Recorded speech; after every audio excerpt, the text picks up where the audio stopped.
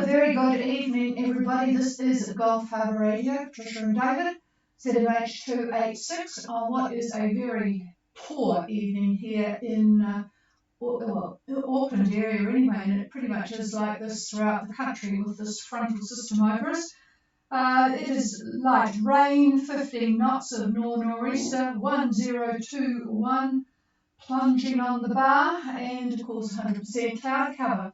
And I see that it's very much nicer than this in Fiji, although it looks a bit breezy up there.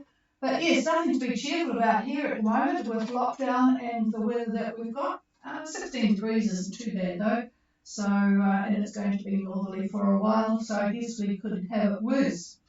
Alright, let's start with some news. We haven't been on for a few days, but being in lockdown, it feels like a month. But anyway, New Zealand has 70 positive cases on each of today and yesterday. 19 of those are in hospital, 1 is in ICU, so the total of COVID cases in New Zealand is 347. We listened to Mother Jacinda this afternoon to see what was going on with the lockdown levels, and it's still locked down for the entire country until the end of Tuesday, and after Tuesday night, the rest of the country, other than Auckland and Northland provinces, will drop down to level 3. That's despite a positive effluent sample in Christchurch, but all of the South Island will be in level 3 on Wednesday, which will make the skiers happy. Auckland will be in level 4 probably for another 2 weeks, but they will review on Tuesday. And the reason for Northland being still lumped with us in level 4 is that there was a case, a fully vaccinated worker actually in an aged care facility in Warkworth has COVID, so that's why they have included Northland in the rest of the level 4 lockdown, although they'll probably drop down to level 3 in Northland after Tuesday night. So that's where we are here. It's miserable weather, locked down, and just not very pleasant. Fiji, at least you guys can get out and about. But unfortunately, in addition to the large number of COVID cases in Kendavu, 135 and 1 death, there are now 2 people in Malolo have tested positive. There's a large number of cruising yachts in the Mamamukas, so do take extra care. But Fiji is at least doing a good job of vaccinations. 94% of those that are targeted now have had 1 jab, and 43% are fully vaccinated, which is a lot better than here in New Zealand. Okay, just a few, I've been looking at where boats are every day. A few boats are actually in the Big Smoke in Sabu as well as in Biti Levu over on the west coast there at Nandi. There's a boat checking in from Moorea, American boat, Manasur, I don't know how to pronounce that really, it's a Spanish word I think. Anyway, they're on their way quite fast too with the wind they've got pushing them along. And there's quite a few boats in the northern Lao, I think 5 or 6 really, including Moondust, who's further to the east there. And none in the bottom of the Lao as far as I can see, or South Lao. Okay, that's about it, except I did want to tell you about the organisation Island Cruising New Zealand. This is a reincarnation of the ICA, the latter of which I was never all that impressed with, but this is now owned and operated by a lady called Vicky Moore. Very professional and a very interesting website. They've got all sorts of things relating to education, cruise search, a lot of marine companies are supporting, so there's various offers for them. There's been even a lockdown cruising workshop for covering VHF and NMSI. And Vicky has got a very interesting trip planned for the South Island this summer.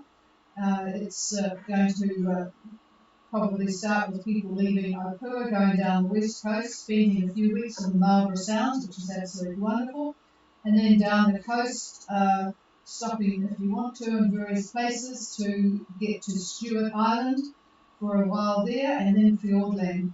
very leisurely, weather dependent, of course, from stop to stop. And she's made it flexible so cruisers can do their own thing as well.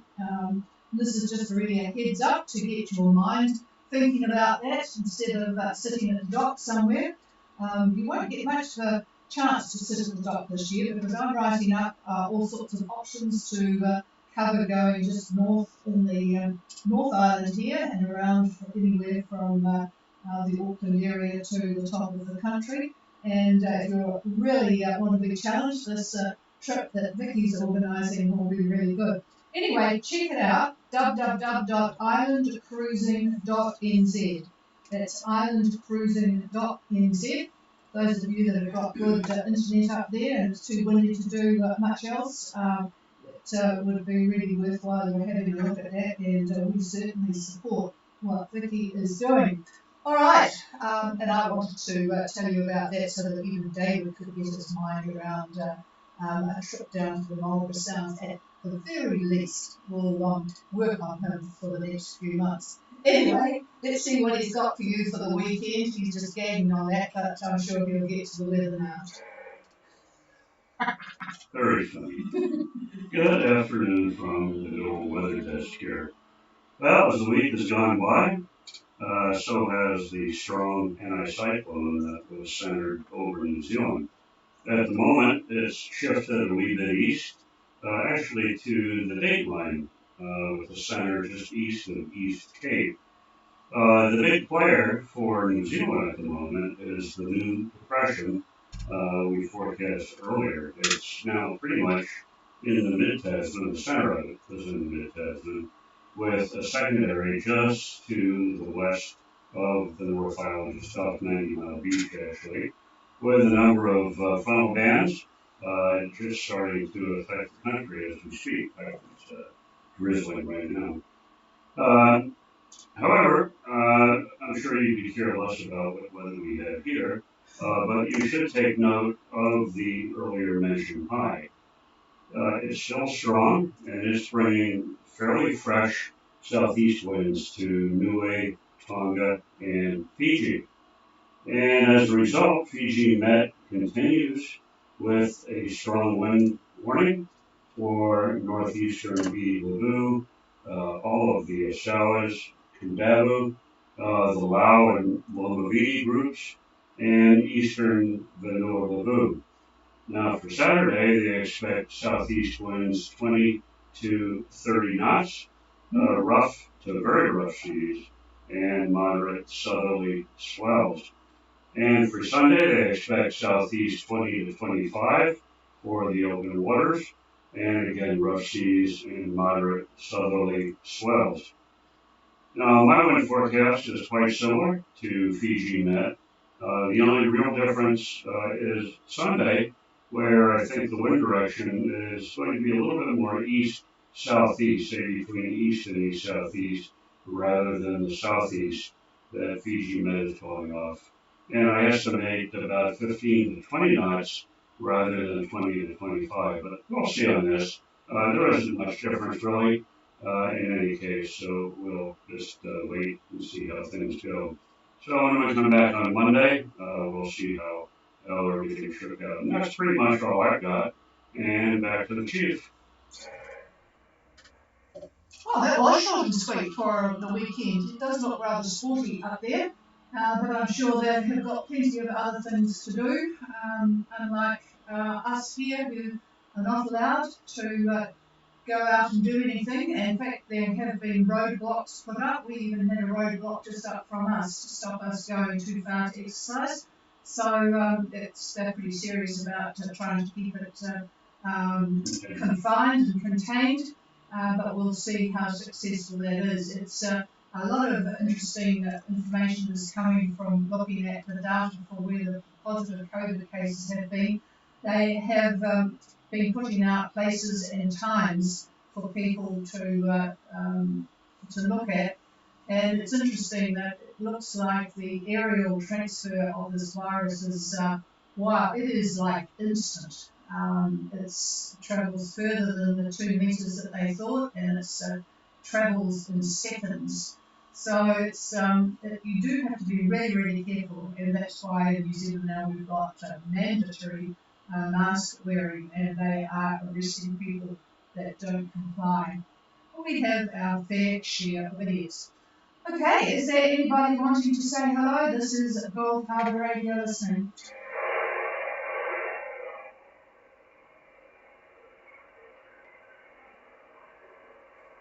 The sounds of silence. Okay, everybody, have a very good weekend, and we will be back on Monday, same time, same place, and we will check with you again then. This is Gold Harbour Radio, and we are clear. Cheers all.